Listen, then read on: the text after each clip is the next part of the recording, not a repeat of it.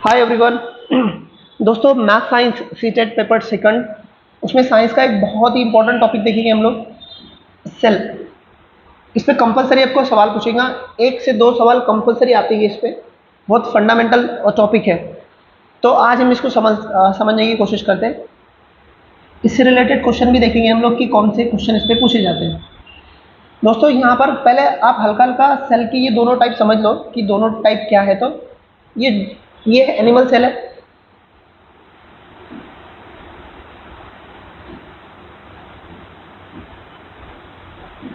ये जो देख रहे हैं आप ये एनिमल सेल है, और ये प्लांट सेल है, प्लांट सेल। और इसको बोलते हैं prokaryotic cell, prokaryotic prokaryotic cell. ये प्रोकैरियोटिक है और ये दोनों यूकैरियोटिक है।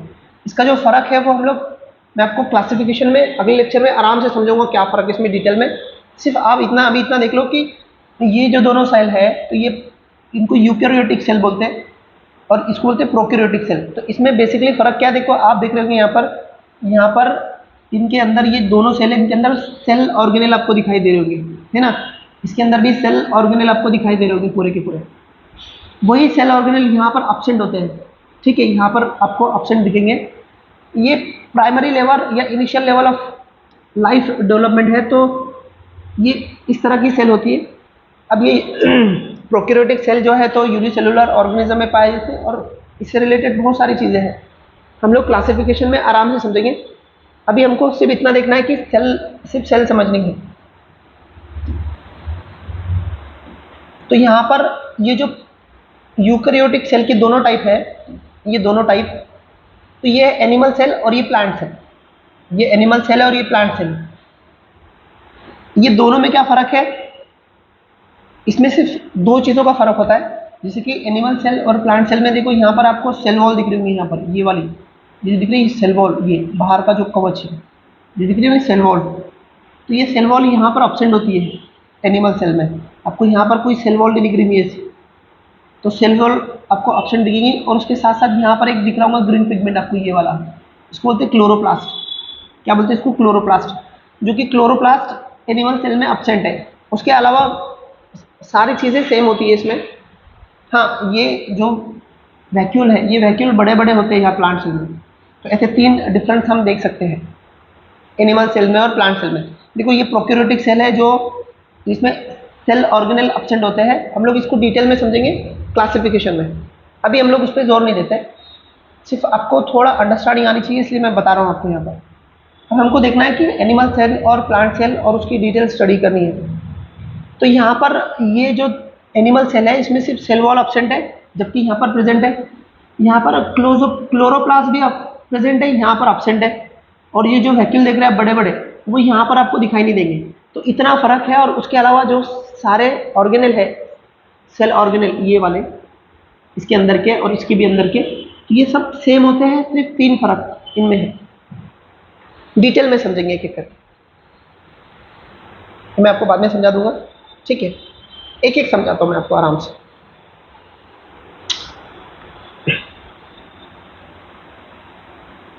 देखो, सबसे पहले देखते हैं हम लोग सेल मेम्ब्रेन, जो दिख रही है आपको ये सेल मेम्ब्रेन, ये साइड में जो सेल को शेप देती है उसको बोलते हैं सेल मेम्ब्रेन्स। जो साइड में रहेंगी जिसकी वजह से सेल शेप में रहेंगी, सेल मेम्ब्रेन्स बोलते हैं इसको। ये सेल मेम्ब्रेन्स है ना, ये सेमी परमेबल है।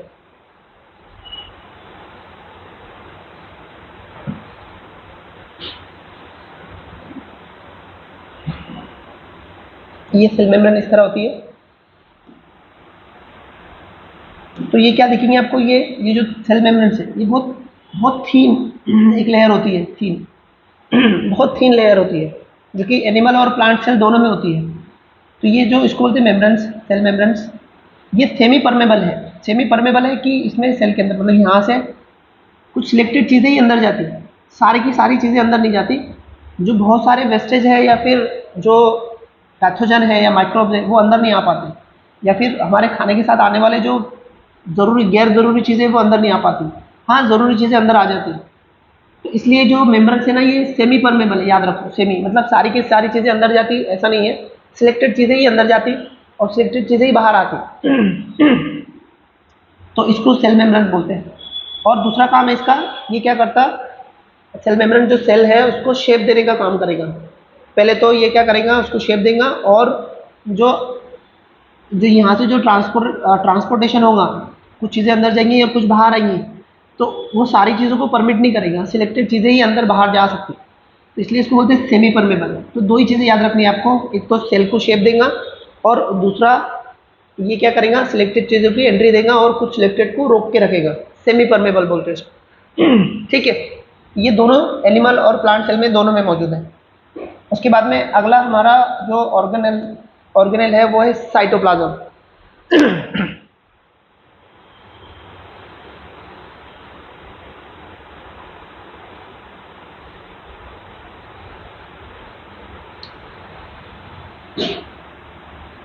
बच्चों देखो यहाँ इसके अंदर ये जो न्यूक्लियस है ना, ये न्यूक्लियस और सेल मेम्ब्रेन, इसके बीच में आपको बहुत सारे ऑर्गेनेल दिख रहे होंगे। ये है, ये हो गया, ये हो गया, ये और ये छोटे छोटे दिख रहे हैं। इसके अलावा जो येलो फ्लूइड दिख रहा है आपको, इसको बोलते हैं साइटोप्लाज्म।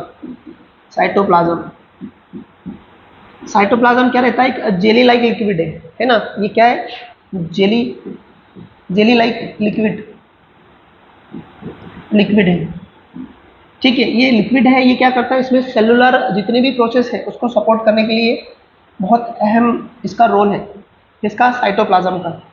साइटोप्लाज्म ये पूरे सेल ऑर्गेनेल के अंदर में जो हमारी रेस्पिरेशन या फिर जो डाइजेस्टिव प्रोसेस होती है अंदर इंटरनल सेल की, उसको सपोर्ट करेगा।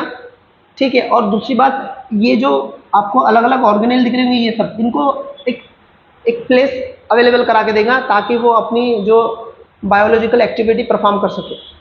तो ये जेली लाइक फ्लूइड रहता, चिपचिपा, उसको बोलते हैं साइटोप्लाज्म, जो क्या करेगा, पूरी बायोलॉजिकल प्रोसेस को या फिर उसमें होने वाली सारी केमिकल रिएक्शन को सपोर्ट करने के लिए जरूरी होता है, इसको बोलते हैं साइटोप्लाज्म। ठीक है, इतना ही समझना है इसको, लिक्विड होता है और चिपचिपा होता है और सारों को सपोर्ट करेगा, उसके लिए काम में आता है। ठीक है, नेक्स्ट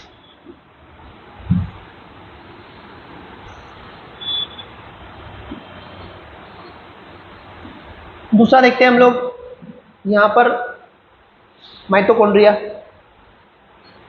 दिख रहा है आपको चप्पल लाइक शेप, इसको बोलते हैं माइटोकॉन्ड्रिया। माइटोकॉन्ड्रिया में हम क्या करते हैं, इसको power house of the cell भी बोलते हैं,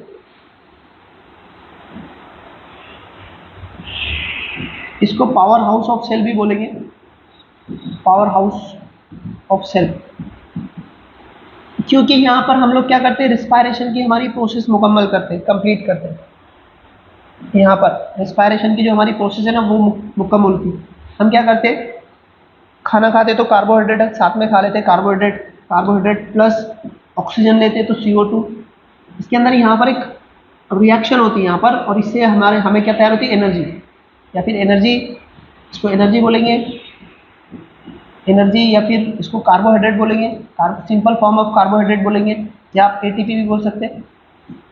तो ये सब एनर्जी तैयार होने की ये जगह है ना, जो एनर्जी हमें डेली एक्टिविटी परफॉर्म करने के लिए जो एनर्जी की रिक्वायरमेंट होती है वो यहीं से मिलती है हमें, और यहीं पे हमारा रिस्पायरेशन मुकम्मल होता है, रिस्पायरेशन। ठीक है, इसको डिटेल में हम लोग और पढ़ेंगे, इसको अलग से पढ़ेंगे रिस्पायरेशन को, मैं अभी यहाँ पर सिर्फ सेल बताने वाला हूँ। इसमें एक चीज़ आपको याद रखनी है कि देखो, अब हम पढ़ेंगे यहाँ पर DNA वगैरह, तो एक खैर बताता मैं आपको समझा। तो यहाँ पर ये हमारा पावर हाउस है, पावर हाउस ऑफ सेल है, जहाँ से हमको एनर्जी मिलती। यहाँ पर रिस्पायरेशन की पूरी प्रोसेस मुकम्मल होती है, हम लोग उसको आराम से अलग टॉपिक में पढ़ेंगे।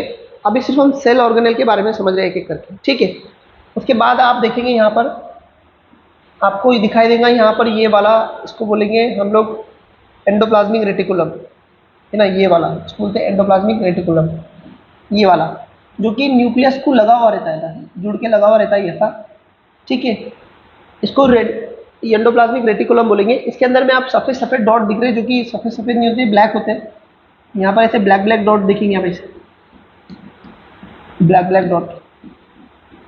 तो ये ब्लैक ब्लैक डॉट है यहाँ पर, इसको बोलते हैं राइबोसोम। इसको क्या बोलेंगे, राइबोसोम। राइबोसोम का काम है यहाँ पर प्रोटीन सिंथेसिस होता है यहाँ पर, ठीक है। ये जो ब्लैक डॉट दिख रहे हैं ना आप, तो इसका काम है प्रोटीन सिंथेसिस करने का, प्रोटीन सिंथेसिस। तो जो हम प्रोटीन खाने के साथ खाते हैं ना, वो किसी तरह यहाँ तक आता, यहाँ आने के बाद में यहाँ प्रोटीन सिंथेसिस होता, और ये प्रोटीन सिंथेसिस होने के बाद में आगे इसको ये यहाँ से क्या करेगा, प्रोटीन सिंथेसिस करेगा, बट प्योरली प्रोटीन रहेगा।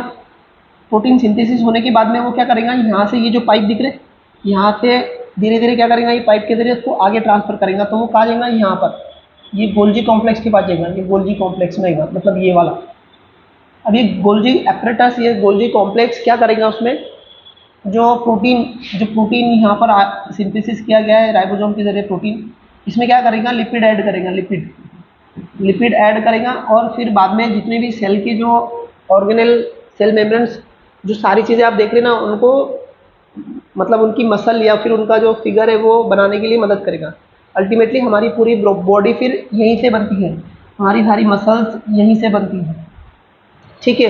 तो ये जो एंडोप्लाज्मिक रेटिकुलम है, ये क्या करेगा, यहाँ पर राइबोसोम को एक प्लेस अवेलेबल करा के देगा, जो कि प्रोटीन सिंथेसिस करेगा, जो कि हम खाना खाने के साथ हम लोग इंटेक करते हैं उसको।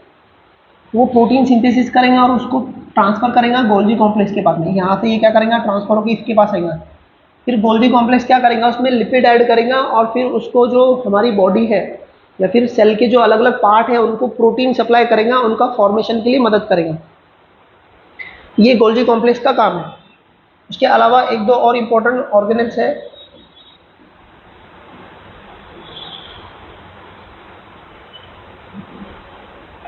लाइजोसोम्स। इसको राइबोसोम से कंफ्यूज मत करना, इसको लाइजोसोम बोलते हैं, ठीक है। राइबोसोम टिपके टिपके होते हैं यहाँ पर एंडोप्लाज्मिक रेटिकुलम पर, जो कि प्रोटीन सिंथेसिस का काम करते हैं। बट लाइजोसोम जो है ना, ये अलग ऑर्गेनेल, इसका काम क्या है, इसको गार्बेज ऑफ सेल भी बोलते हैं इसे, गार्बेज ऑफ सेल, या फिर इसको सुसाइड बैग भी बोलते हैं, सुसाइड बैग ऑफ सेल बोलते हैं इसको। हमारी सेल के अंदर में जो वेस्टेज अवेलेबल हो जाते हैं या आ जाते हैं अंदर किसी तरह से, या फिर कुछ ऐसे पैथोजन होंगे जो हमें बीमार कर सकते हैं, तो वो ऐसे वेस्टेज और पैथोजन सेल में से वो क्या करेगा, इसको ये ऑब्जर्व करेगा, अपने अंदर लेगा और अंदर उसको डिस्ट्रॉय कर देगा।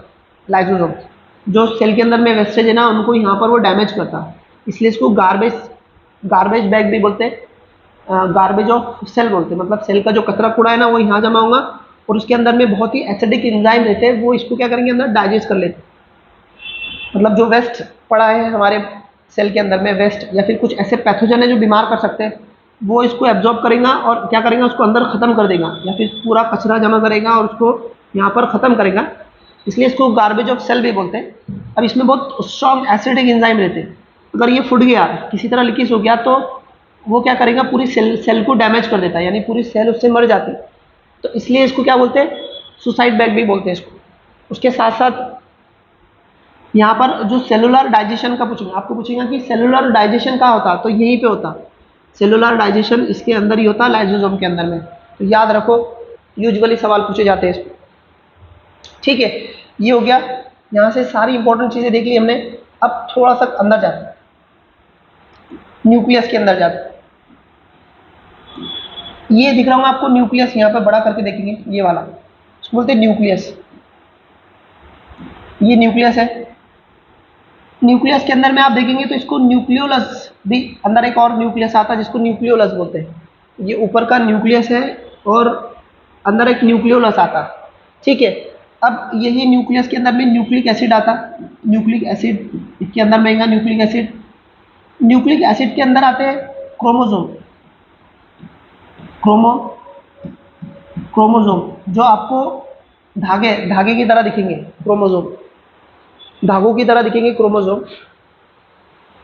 मैं आपको ये प्रोकैरियोटिक सेल में दिखा देता थोड़ा। देखो इसमें ये जो दिख रहे,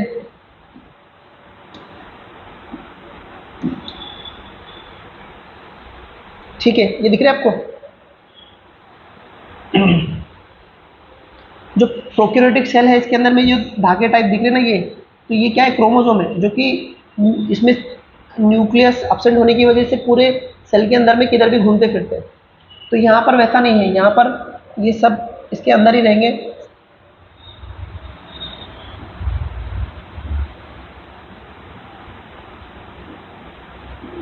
तो ये न्यूक्लियोलस है, मतलब न्यूक्लियस हो गया और न्यूक्लियस के अंदर है न्यूक्लियोलस, है ना। न्यूक्लियोलस के अंदर में आता न्यूक्लिक एसिड, न्यूक्लिक एसिड के अंदर में आता क्रोमोसोम। क्रोमोसोम मतलब वो fibre like structure like substance होते हैं क्रोमोसोम। इसके अंदर आते जीन, क्या आता है इसके अंदर, जीन। और जीन के अंदर आता डीएनए, डीएनए, डीएनए, डिओ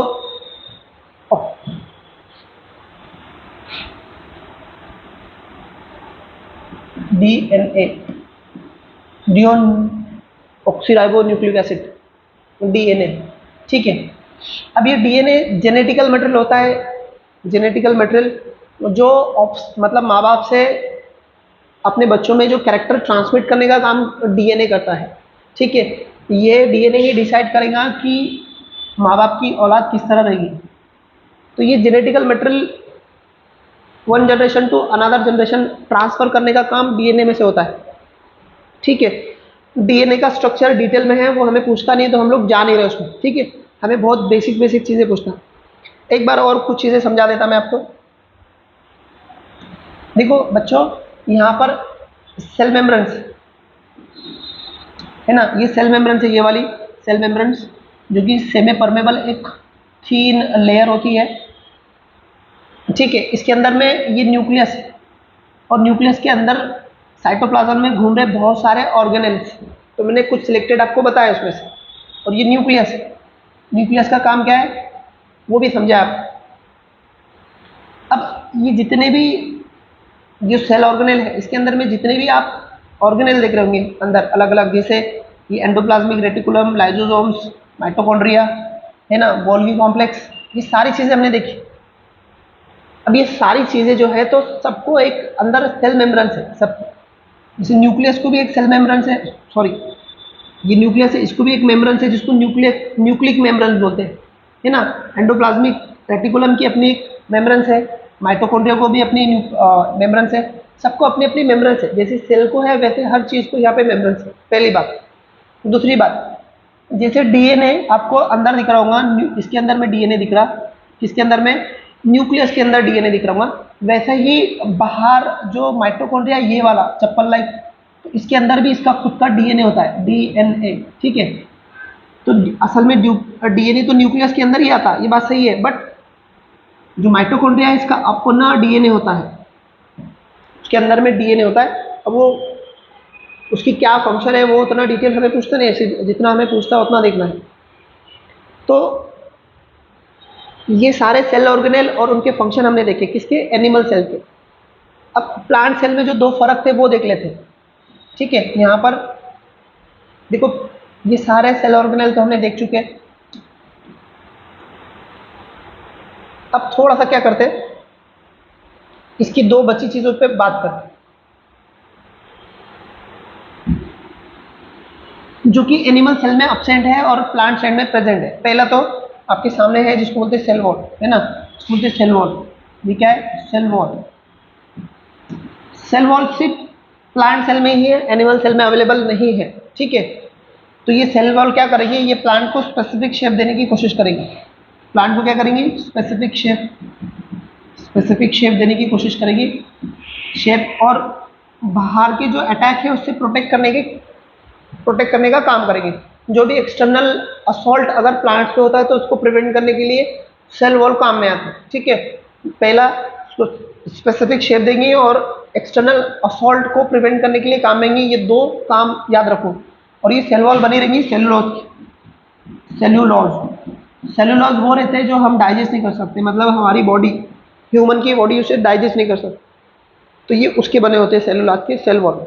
उसके बाद में आपको ये दिख रहा होगा क्लोरोप्लास्ट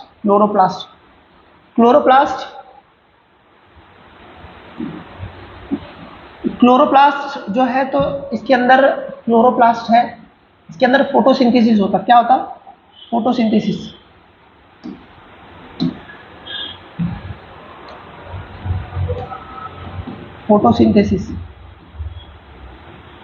जितने भी प्लांट्स हैं वो क्या करते हैं, अपना खुद का खाना खुद बनाते हैं फोटोसिंथेसिस के जरिए से। यहाँ पर क्या होगा कि सनलाइट, देखो सेल के अंदर में, मैं आपको इसको डिटेल में बताऊंगा। यहाँ पर ये सन है, इसकी लाइट डायरेक्ट सेल में आती है और सेल में से क्लोरोप्लास्ट में आती है, ठीक है। और क्लोरोप्लास्ट के साथ साथ, इसके साथ साथ हम क्या करते हैं, जो सॉरी प्लांट्स क्या करते हैं, जो बाहर है उससे O2 अंदर लेते हैं, O2 CO2, CO2 क्या करेंगे, एटमॉस्फेयर से अंदर लेंगे, और प्लस प्लस जमीन में से पानी O2, ठीक है। और इनके साथ सनलाइट, इनके साथ क्या, सनलाइट, जैसी सनलाइट यहाँ गिरेंगी और O2 प्लांट्स ऑब्जर्व करेंगे, और पानी O2 वो क्या करेंगे, जड़ों अपनी रूट्स के जरिए अंदर एब्जॉर्ब करेंगे, और जो भी प्रोसेस रहेंगी समझाऊंगा आपको बाद में। तो इनके अंदर में सनलाइट के प्रेजेंट में एक रिएक्शन होती, और यहाँ पर तैयार होती O2 मतलब एनर्जी, प्लस प्लस तैयार होता एटीपी, एटीपी, ठीक है। O2 और एटीपी तैयार होगा, ये एटीपी को ही बोलते हैं एनर्जी, एनर्जी है ना, एनर्जी, या फिर इसको दूसरा नाम है कार्बोहाइड्रेट। तो यही कार्बोहाइड्रेट है जो ये बाद में प्लांट्स क्या करेंगे, इसको स्टोर करेंगे काम में, as a fruits, fruits as a root, as a seed, stem, और अलग अलग जगह उसको स्टोर करेंगे। तो इसलिए प्लांट्स क्या करेंगे, अपना खाना खुद ही बनाते हैं, इसलिए इनको ऑटोट्रॉफ बोला जाता है। अब ये खाना अपना बनाएंगे और खुद यूटिलाइज करेंगे, एक्सेसिव जो कार्बोहाइड्रेट रहेगा वो उसको फ्रूट्स, रूट्स, सीड और स्टेम की शक्ल में स्टोर करके रखेंगे, और वही एनिमल्स क्या करेंगे, उसको एक्सट्रैक्ट करेंगे और अपनी लाइफ को परफॉर्म करेंगे। तो ये दो फर्क है एनिमल और प्लांट सेल में, एक है क्लोरोप्लास्ट और एक सेल वॉल है, ठीक है। अब हम लोग इसके क्वेश्चन, इससे रिलेटेड क्वेश्चन पे आते हैं। उससे पहले ना सेल के, ह्यूमन बॉडी में सेल के टाइप में आपको समझा देता। ये जो ना सेल के, ह्यूमन बॉडी में सेल के टाइप, कौन कौन सी ह्यूमन बॉडी में सेल के टाइप होते हैं, इस पर सीधा सवाल पूछता है। एक रहता है आरबीसी, ये वाला जो रेड ब्लड कार्पस्कल दिख रहा होगा आपको, ये वाला, इसको आरबीसी बोलते हैं, है ना। ये जो है ना इसका disc like shape, disc like shape, disc like shape मतलब क्या रहता है, कॉन्को होता है दोनों साइड से, दोनों साइड से कैसा रहेगा, ऐसा कॉन्को रहेगा, ऐसा डिस्क लाइक शेप रहेगा इसका, इसको बोलते हैं आरबीसी। जब ब्लड पड़ेगी ना तो आराम से सारी डिटेल समझाऊंगा, इस पर सीधे सीधे सवाल पूछते हैं इसको। तो ये क्या करेंगे, इसका डिस्क लाइक शेप रहेगा, दोनों तरफ से ऐसा दबा रहेगा इसका, ठीक है, दोनों साइड से ऐसा दबा रहेगा। मैं आपको आरबीसी जब ब्लड पढ़ूंगा तब समझा दूंगा। इसको बोलते हैं न्यूरॉन सेल। तो न्यूरॉन सेल देखो आपको ऐसी बहुत ही स्ट्रेचेस रहती और लंबी रहती, और इसके ब्रांचेस देख रहे होंगे आप अलग अलग। तो यहाँ पर बहुत सारी ब्रांचेस दिखेंगी इसमें, ठीक है। उसके बाद में आप देख रहे होंगे डब्ल्यूबीसी, ये डब्ल्यूबीसी देख रहे होंगे। डब्ल्यूबीसी का ना ये इरेगुलर शेप वाली सेल होती है हमारे बॉडी के अंदर में। डब्ल्यूबीसी का कोई स्पेसिफिक शेप नहीं है, इरेगुलर शेप मतलब ये क्या करेंगे, अपना शेप चेंज करते रहते, शेप चेंज करने का काम है इसका, चेंज, जैसे अमीबा करता है वैसा ये भी क्या करेंगे, अपना सेल चेंज, मतलब उसका सेल चेंज करने का मतलब है उसका शेप चेंज करेंगे ना, शेप चेंज करती रहेगी इसमें। डब्ल्यूबीसी क्या फंक्शन है, क्या है, ब्लड में पड़ेंगे इसको। उसके बाद में अब हम देखें कि ये यहाँ पर आप देख रहे होंगे, इसको मसल सेल बोलते हैं। मसल सेल है ना, तो मसल सेल है ना जो, तो ये एक के ऊपर एक ऐसी थीन लेयर, थिक लेयर जमी होती रहती है, एक पे स्ट्रेच करी होती है, इसको बोलते हैं मसल सेल। और उसके बाद में आती है आपकी स्किन सेल। तो यहाँ पे स्किन सेल का एपिथेलमस सेल, स्किन सेल रहती है ना, स्ट्रेच करी हुई रहती है हमेशा, है ना, स्ट्रेच बोले तो मसल की तरह स्ट्रेच रहती है इसी तरह। आप इसको मसल सेल की तरह मत समझो, मसल सेल है ना इतनी स्ट्रेच क्यों नहीं रहती, और ये बहुत थीन रहती, थीन, और बहुत सारी स्ट्रेच की हुई, हॉरिजॉन्टल स्ट्रेच की जाती है, इसको बोलते हैं आपकी स्किन सेल। और मसल सेल क्या रहती है, ये एक के ऊपर लेयर जमा करती है, एक पे एपिथेलमस, ठीक है। तो ये सेल के टाइप है, कुछ याद रखो। क्वेश्चन देखते हैं। पहला क्वेश्चन,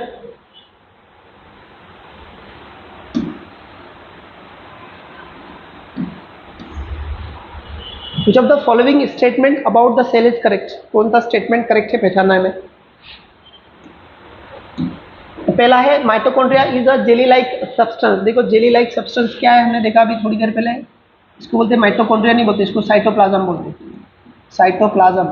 ठीक है, तो यहाँ पे क्या पूछ रहा हूँ, करेक्ट स्टेटमेंट पूछ रहा ना, तो ये वैसे ही गलत हो गया है ना। Present in between the cell membrane and nucleus, यहाँ पे जो स्टेटमेंट है वो सही है। अगर साइटोप्लाज्म रहता जो न्यूक्लियस और सेल मेम्ब्रेन के बीच में प्रेजेंट रहता। ठीक है, माइटोकॉन्ड्रिया, गोल्गी बॉडीज और ribosomes etc are present in the nuclear membrane. देखो न्यूक्लियर मेम्ब्रेन्स में नहीं रहते ये प्रेजेंट्स, ये बाहर रहते न्यूक्लियर मेम्ब्रेन्स। एक मिनट,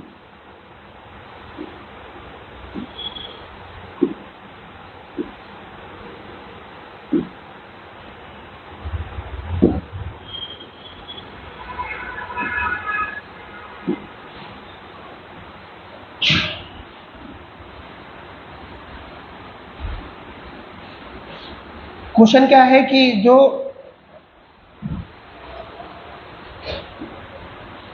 क्वेश्चन क्या है कि यहाँ पर माइटोकॉन्ड्रिया, गोल्गी बॉडीज और राइबोसोम्स है ना are present in nuclear membranes.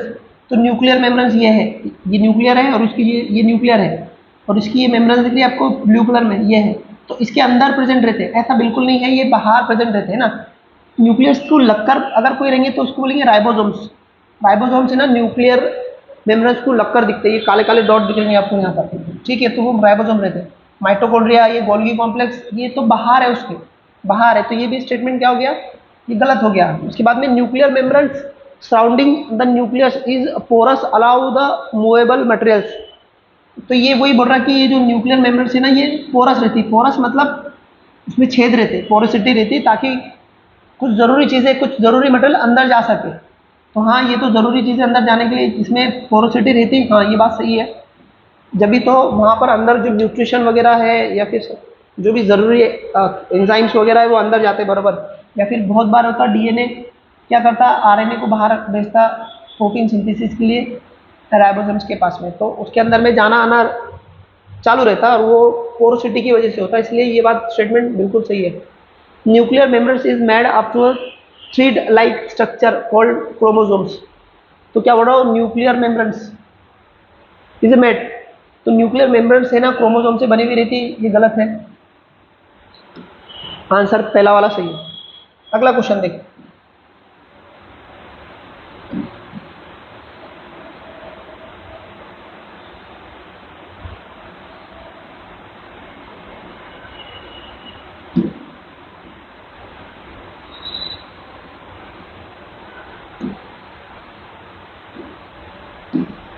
जब the following cell organelle contain their own DNA. Own DNA किसका रहता, तो मैंने आपको पहले ही बताया कि माइटोकॉन्ड्रिया का रहता। एक बार और बता देता, ये जो माइटोकॉन्ड्रिया है जिसको हम पावर हाउस ऑफ सेल बोलते हैं, जहाँ पर हम एनर्जी तैयार करते हैं, उसको हम डिटेल में बाद में समझेंगे। तो इसके अंदर अपना डीएनए रहता, अपना डीएनए रहता है इसके अंदर। हालांकि जो न्यूक्लियस के अंदर में अलग डीएनए रहता, बट इसके अंदर भी रहता, तो ये सिर्फ माइटोकॉन्ड्रिया है। ठीक है, अगला question,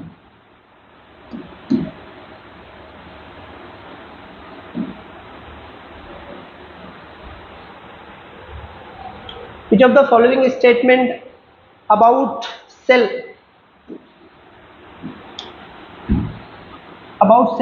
living organism are correct. तो सेल के बारे में कौन सा स्टेटमेंट करेक्ट है, तो क्या बोला, all are microscopic and can not be see with naked eyes. तो जितने भी सेल है ना वो माइक्रो ऑर्गेनिज्म, बहुत माइक्रो रहते हैं, माइक्रोस्कोपिक रहते हैं, आप उसको देख नहीं सकते अपनी खुली आंखों से। तो सेल ये बहुत माइक्रो, मतलब बहुत नैरो, बहुत माइक्रो होती है, उसको माइक्रोस्कोप के अलावा आप देख नहीं सकते, तो ये स्टेटमेंट बराबर है। All cell have cell wall, सबको सेल वॉल नहीं होती, सिर्फ प्लांट सेल को ही होती है, एनिमल सेल में नहीं होती है। उसके बाद में cell have nuclear membranes, all cell have nuclear membranes, ये सही है। जो कि प्रोकैरियोटिक सेल रहती है उसको भी न्यूक्लियर मेम्ब्रेन्स होती है। ऑल हैव सेल मेम्ब्रेन्स, सबको सेल मेम्ब्रेन्स तो होनी है। Choose correct statement. All have nuclear membranes, नहीं। एक मिनट फिर से बता देता आपको। देखो all cell all have cell wall, तो सेल वॉल सबको नहीं होती, प्लांट सेल को नहीं होती, अभी देखिए हमने। उसके बाद में ऑल हैव न्यूक्लियर मेम्ब्रेन्स, हाँ न्यूक्लियर मेम्ब्रेन सबको होती है, नहीं सबको नहीं होती है न्यूक्लियर मेम्ब्रेन्स, समझा देता।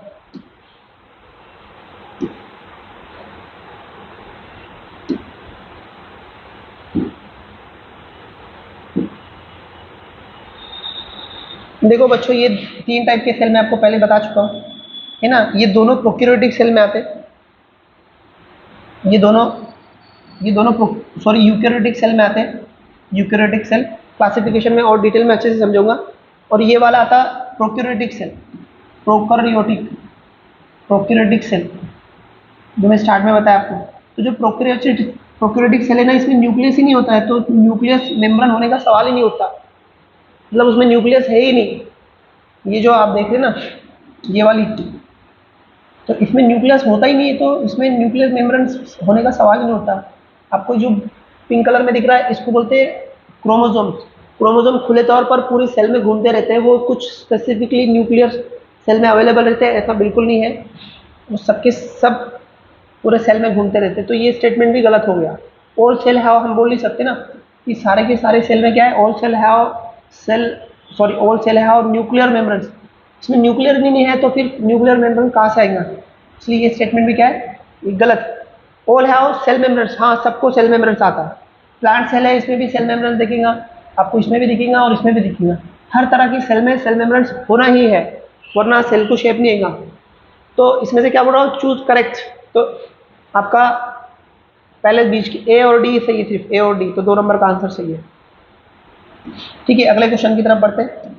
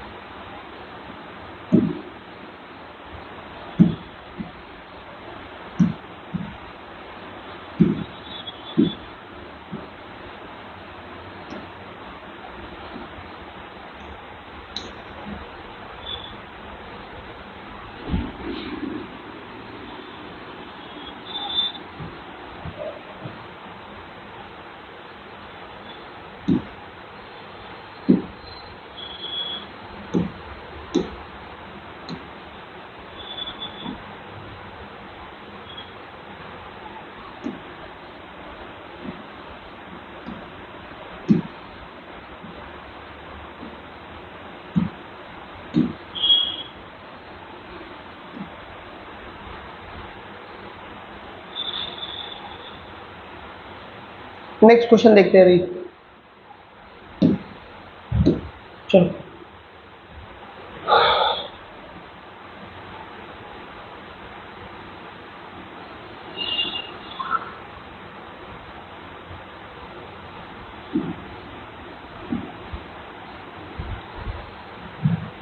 Consider the following statement related to cell and choose incorrect. तो यहाँ पे आपको इनकरेक्ट पूछ रहा है। पहला है कि shape of cell are specifically related with function. मैं आपको थोड़ा समझाता इसके बारे में। देखो, जितने भी सेल के शेप रहते हैं अलग अलग, जैसे मैंने आपको ह्यूमन बॉडी के अंदर अलग अलग बनाया। जैसे न्यूरॉन सेल है, तो वो एक उसका काम अलग है, इसलिए उसका शेप वैसा है ना। जो आरबीसी है हमारा, आरबीसी क्यों ऐसा डिस्क लाइक शेप है, क्योंकि उसका फंक्शन वैसे है, इसलिए वो इस तरह की है। डब्ल्यूबीसी क्या है, खुद को उसको मल्टीपल करना पड़ता बार बार, इसलिए उसका इरेगुलर शेप है, वो शेप हमेशा बदलती रहती। तो हर सेल का जो शेप है ना, वो उसके फंक्शन के अकॉर्डिंग है, वो जो काम करेगी ना उसके हिसाब से उसका शेप इवोल्यूएट हुआ है। तो ये स्टेटमेंट सही है। Cell membrane is absent in plant cell. देखो, सेल मेम्ब्रेन हर जगह होती है, कहीं भी एब्सेंट है ऐसा बिल्कुल नहीं है। Cell wall is present in bacteria. Bacteria के अंदर में सेल वॉल होती है, हो सेल वॉल, इसके अंदर सेल वॉल होती है, बैक्टीरिया के अंदर नहीं होती, नहीं होती। ये भी स्टेटमेंट गलत, ये भी गलत। Neuron exhibited the spindle shape. जो न्यूरॉन रहते हैं स्पाइंडल शेप में रहते हैं, ऐसा बिल्कुल नहीं है। वो आपको स्ट्रेच शेप में दिखेंगे ऐसा, और ब्रांचेस रहेंगे उसको बहुत सारे। तो न्यूरॉन मतलब न्यूरॉन सेल की बात हो रही, तो स्पाइंडल शेप में नहीं आता, ये आपको स्ट्रेच शेप में दिखेगा, तो ये भी गलत है। तो इनकरेक्ट पूछ रहा हो, तो इनकरेक्ट 2 बताना है हमें इसमें। 3 चीज़ें इनकरेक्ट है। कंफर्म इनकरेक्ट कौन सा है कि cell membrane is absent in plant cell, तो ये तो कंफर्म गलत है, और ये भी कंफर्म गलत है। तो बी डी जो ऑप्शन है वो देखेंगे हम लोग, ये वाला। हालांकि ये भी बैक्टीरिया में सेल वॉल एब्सेंट रहती है, उसमें भी एब्सेंट रहती है। ओके, अगला क्वेश्चन देखिए। The shape of red blood cell help in exchange the gases by providing the large surface area. The shape of RBC is, तो RBC का शेप कैसा है पूछ रहा है आपको, तो उसका शेप कैसा है, डिस्क लाइक शेप है ये वाला, disc like shape. Long and thin neuron cell का शेप है, न्यूरॉन। फ्लैट शेप होता है इसकी अपनी स्किन सेल का, और branches, branch cell. Next question पे जाते हैं, आखिरी क्वेश्चन है। The cell of an onion peel can be observe in microscope. The boundary of onion cell is called A, which is covered by another thick cover cell called B. The central dense a round body in the center of the cell is called C, and jelly like substance between A and C are called D. Identify A B C D। बहुत simple सवाल पूछा, एक बार और समझा देता सवाल फिर आपको समझेगा। माइक्रोस्कोप में क्या, माइक्रोस्कोप में ओनियन की जो पिल है, मतलब ओनियन की सेल को देखने की कोशिश हो रही है, यहाँ पे ऑब्जर्व किया जा रहा, तो उसकी boundary of onion cell is called है, तो उसकी जो बाउंड्री रहेंगी वो ए है, विच इज कवर बाय, उसको भी किसने कवर किया, मतलब ए को भी किसी ने कवर किया, विच is covered bye thick organelle, मतलब थिक कवरिंग, मतलब थिक कवरिंग है, मतलब ए है, ए को भी कवर किसने रखा है, तो उसको बोलते बी, ठीक है। और then the central dense rounded body, central मतलब बीच में एक राउंडेड बॉडी है, सेंटर, उसको सी बोलेंगे, मतलब सेल के अंदर में, मतलब एक पहले कवर है था, एक कवर है, उसको दूसरे किसी ने कवर करके रखा, और सेंट्रल में एक बॉडी है, उसको बोलेंगे सी। और फिर बोल रहा हूँ the jelly like substance between A और सी, मतलब इसके सी और ए के बीच में कोई जेली लाइक सब्सटेंस है, उसको क्या बोलते हैं, बी। तो ये हो गया बी, सबसे ऊपर का बी, और ये हो गया ए, ये डी और ये सी। तो पूरी सेल यहाँ पर आपके सामने आ रही है, तो आपका ए क्या रहेगा, सेल मेम्ब्रेन्स रहेगा, सेल मेम्ब्रेन्स किधर है, सेल मेम्ब्रेन्स ये वाला cell membranes, B cell wall, B cell wall, C nucleus और डी साइटोप्लाज्म, ठीक है।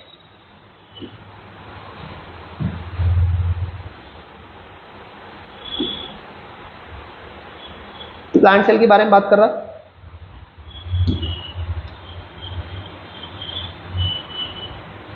देखो आपका सवाल समझाता हूँ मैं आपको, और आपको बाकी चीज़ें भी समझ में आएंगी। पहला क्या कहना है उसका सवाल में, कि एक कवर है, एक थीन लेयर है जो कवर कर रखी है, उसको बोलते हैं मेम्ब्रेन्स।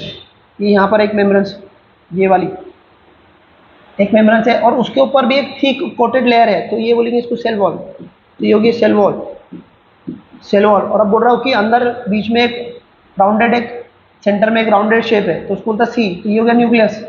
और इनके बीच में, इसके बीच में और न्यूक्लियस के बीच में, इनके बीच में क्या है, जेली लाइक सब्सटेंस, जिसको बोलते हैं साइटोप्लाज्म। ये जो येलो फ्लूइड दिख रहा है आपको, उसको, ठीक है। तो ये सवाल था, हम लोग वापस एक सवाल रह गया उसकी तरफ जाते, ये वाला।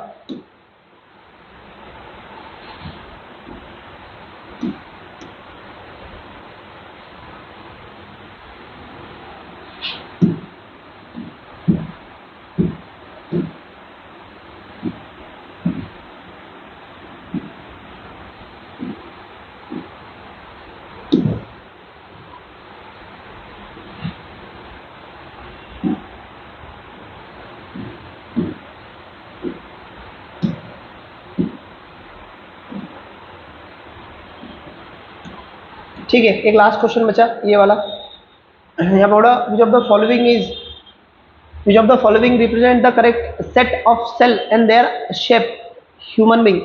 तो इंसान की जो बॉडी है उसमें अलग अलग सेल होते हैं, उसका शेप कौन सा परफेक्ट जोड़ी मैच हो रही है पूछ रहा हूँ, ठीक है, या फिर आपको मैच करनी है।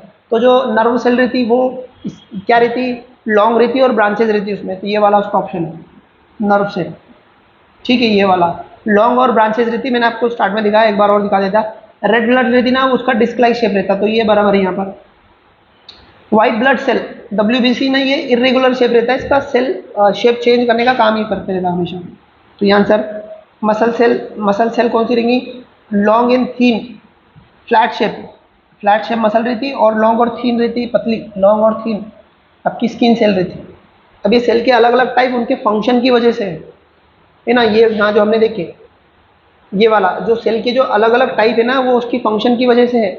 इसका काम है क्या है? इलेक्ट्रिक इम्पल्स हमारे दिमाग तक पहुंचाना, इसका काम है ऑक्सीजन को कैरी करना, ये मसल फ्रेम करने का काम करेगी।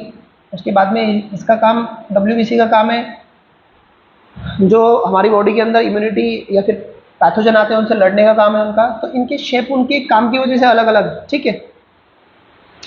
तो दोस्तों ये थी सेल, और सेल से रिलेटेड क्वेश्चन भी। थोड़ा लेक्चर लंबा हो गया होगा, बट इसमें ज़रूरी चीज़ें सारी हमने कवर की है। मैं आपको एक एक छोटे छोटे टॉपिक करके एक एक सारी चीज़ें बताने वाला हूँ।